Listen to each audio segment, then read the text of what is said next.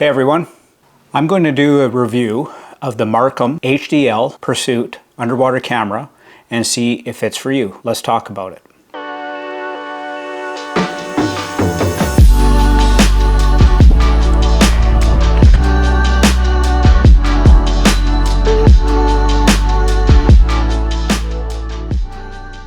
So I've been using the Marcum Pursuit HDL underwater camera for one season now. The reason I purchased this camera was it's compact, had a DVR recording feature that I really liked, and I thought it would be a good upgrade from my old Aquaview camera that I had that was quite lacking in features and heavy and not as easy and compact as I would have liked to transport with all the other gear.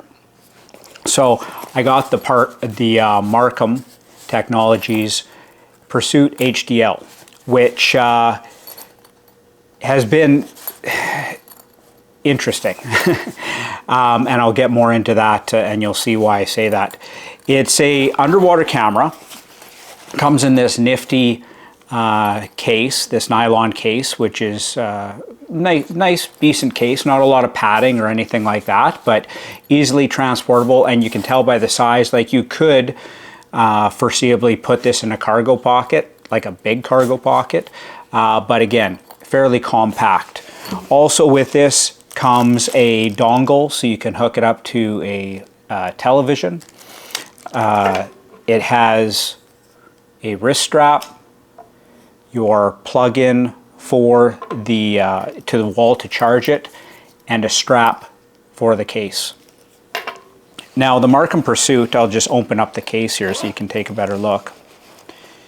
Oh, and also a USB cord to charge it. So the camera has this separate pocket up front, and the cord kind of goes through this Velcro connection that takes it to the main compartment of the case. You've got a camera here connected to the unit with a 50-foot cord, so plenty of cord for anything that I was going to use it for. So here it is here. Now what's nice about this unit is that not only does it have that DVR function so that you can record what you see, and there's different loop features. You got like a 1-minute loop, 3-minute loop, 15-minute loop, which is generally what I used. And it's HD as the name implies. So you got 1080p recording. You can switch it down to 720 if you want. I'm not sure why you would do that. I'd like the highest level of recording, and 1080p is a good balance of recording capability with memory space on your cards, and as well as definition and detail in the picture itself.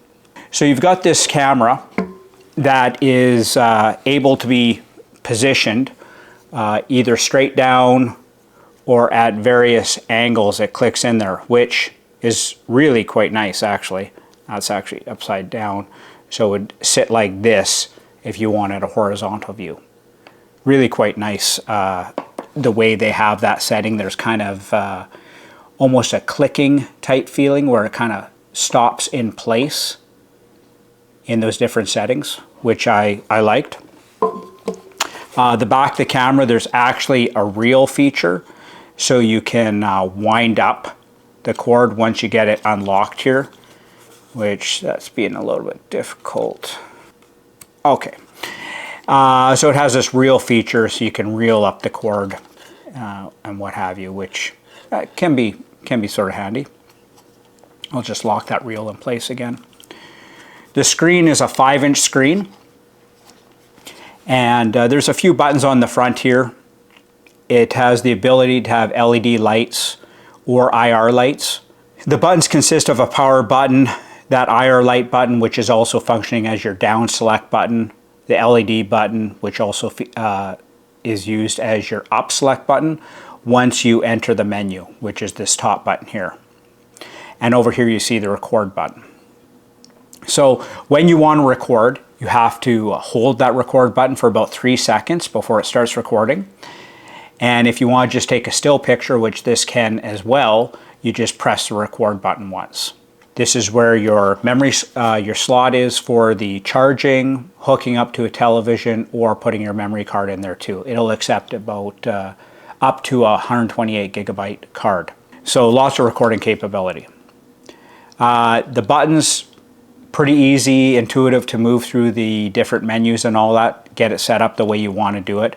There is a little bit of a setup procedure required in order to get it calibrated, because it does tell you the direction that the camera is facing, and it can also tell you the water temperature. Nice features to have as well. I really like the knowing which direction my camera was facing. But to do that, you just got to calibrate it outside the water and set up your time and date and all that, because it does have a time and date stamp on feature on the camera and on the recording, which is nice. Really easy to record with, really easy to take those recordings and use them in videos, which you've seen on my YouTube videos, where I've included footage from this recordings from the underwater camera, and the format is really easy to use to do that. So no issues there. So again, that 5-inch HD screen, not huge, but when you're trying to save space and all that, it works pretty well. What I've done with this, because it has the screw adapter on the bottom, you can put it on a tripod. I also have an Eskimo attachment for my hub shelter that I will screw it into as well to get a better viewing angle. So overall, a great setup, right? Was really happy with it when I first got it. Recorded a lot of video with it. Great detail in the recordings, and the picture quality was very good. But, and there's a but, and I sort of alluded to that at the start. Would I recommend this camera? No, I can't. And why is that? Because the camera itself, the housing.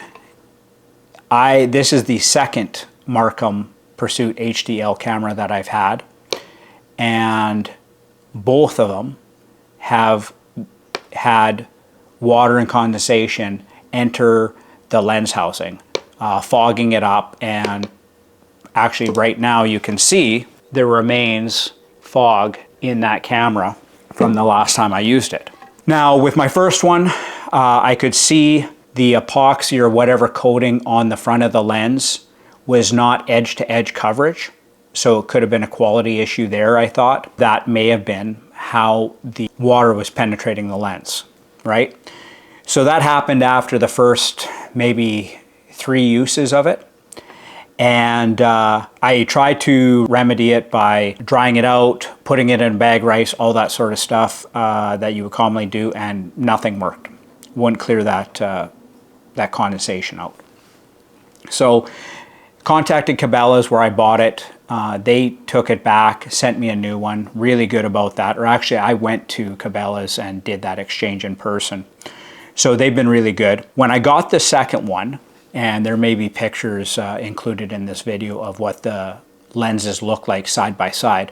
When I got the second one, I could see that the epoxy coating on the face of the lens was actually edge to edge, much better quality. You could visually see that the lens covering or coating was a cleaner job, nicely done.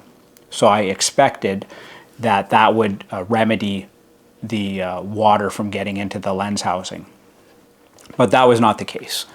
Unfortunately, again, after about the second use, maybe third use of the camera, same issue arose, liquid getting in the face of the lens. So pretty disappointing.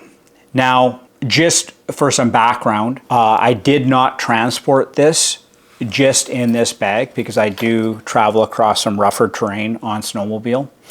So I took the extra step of putting it inside a plastic hard case with foam lining to protect it.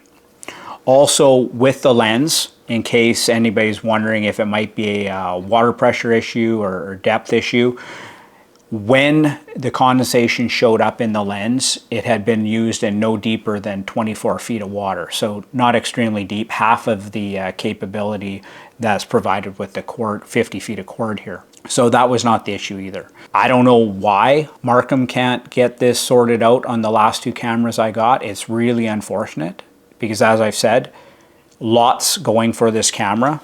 I really like the features, the size, the recording capability, the quality of the image, the fact that this has 6 hours recording, or up to 6 hours recording. Now, of course, I've never had that, sorry, I shouldn't say recording, 6 hours of battery life with the lithium battery that's part of the camera. However, I never got to see 6 hours of battery life out of this because typically I'm transporting it across the lake, cold conditions, so that's draining the battery some before I even get started. And also having it on the recording feature pretty much full time really runs down that camera much quicker. That's not a huge deal to me though, because what I liked about this is once you had the camera turned off, you could plug it into an external power source like a battery bank or what have you, and pretty much run this thing for as long as you have power, which I really like that. With my previous Aquaview camera, it had that battery that you could take in and out, but once it was drained, most times I wouldn't have a way to charge that or charge that while it was still being operated. With this you can, which is really nice. So lots going for this camera, like I said. Really wanted it to work, obviously. I sent it back and got another one in exchange to try it out as well.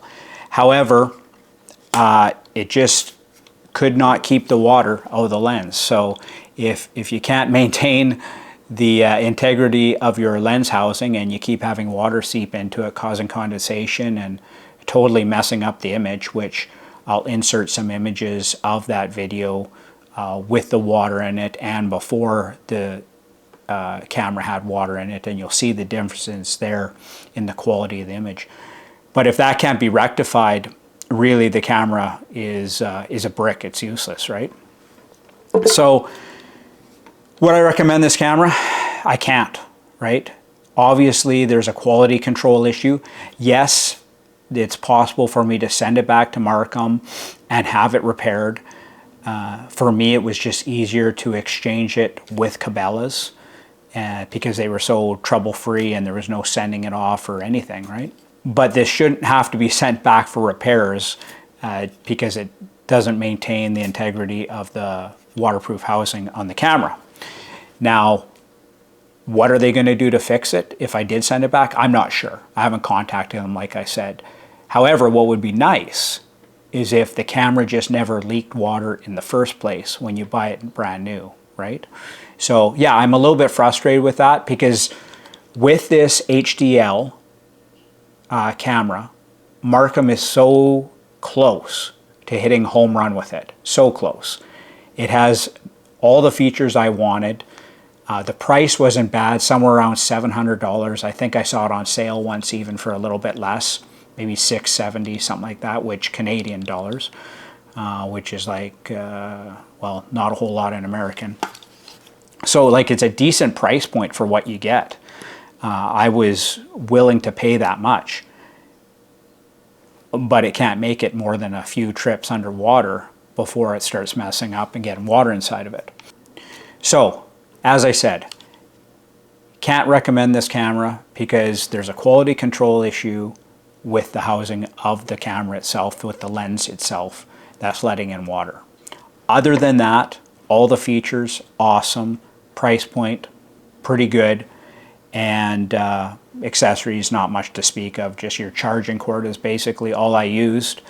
Even the case, eventually I just transitioned to using the plastic protective case for my purposes. So that's my review of the Marcum HDL underwater camera. Lots going for it. However, the quality of the waterproof housing of the camera just is not there. Maybe there's someone out there that have had one of these cameras and haven't had an issue. I did see some reviews on Cabela's website. indicating that water getting into the lens was an issue. But you know how reviews go, sometimes, you know, it's a one-off.